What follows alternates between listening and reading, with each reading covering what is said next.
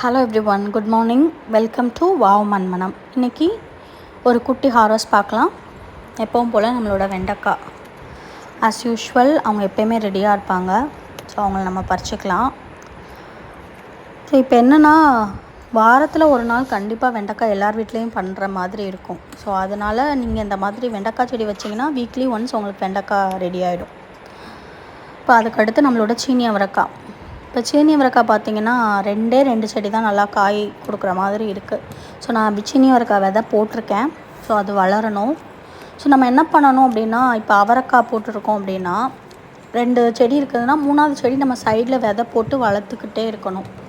அப்போனா தான் நமக்கு காய்க்கு ஷார்ட்டேஜ் இல்லாமல் இருக்கும். ஸோ இந்த கம்பியில் மாட்டிருக்கிற ஒன்றும் அங்கே ஒரு குட்டி செடியும் இப்போ வளர்ந்துருக்கு. நம்ம அன்றைக்கி ஒரு 6-7 செடி பறித்து போட்டோம் இல்லையா, அதில் செடியெல்லாம் போயிடுச்சு. ஸோ அதனால் நான் கொஞ்சம் கொத்தவரங்காய் விதை போட்டு வளர்த்துட்ருக்கேன். ஸோ அது வளர்ந்ததும் பார்க்கணும். இதெல்லாம் போயிடுச்சு. ஸோ காய் வர்ற வரைக்கும் வரட்டும், அப்புறம் அதை பறித்து போட்டுடணும். ஸோ அது எல்லாத்தையுமே நம்ம எடுத்துக்கலாம்.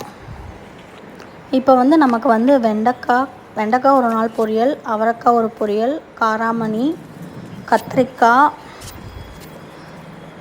இதெல்லாமே நமக்கு ஒரு நாள் ஒரு 4 நாளைக்குரிய பொரியலுக்குரிய காய் நமக்கு கிடச்சிடுது.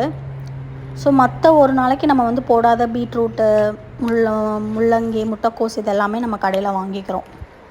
ஸோ ஒரு நாளைக்கு மட்டும் காய் வெளியில் வாங்குகிற மாதிரி இருக்கும்.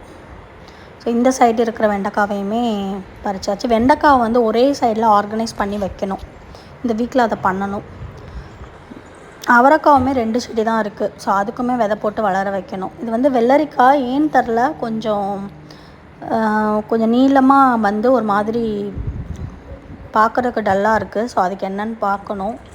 ஸோ அதை பறிச்சுக்கலாம். இது கொடியிலேயே போயிடுச்சு இந்த வெள்ளரிக்காய். ஸோ இதை என்ன பண்ணுறதுன்னு தெரில. டேஸ்ட்டு பார்த்தோம், நல்லா இருந்துச்சு. வெள்ளரிக்காய் நல்லா பிஞ்சாக, கடைகளெல்லாம் முத்தலாக இருக்கும்ல, அந்த மாதிரிலாம் இல்லாமல். நம்மளோட காராமணியை இன்றைக்கி பறித்து எடுத்துக்கலாம். ஸோ நீங்களும் ஹெல்த்தியாக சாப்பிடுங்க, ஹெல்த்தியாக இருங்க. தேங்க்யூ. Happy gardening.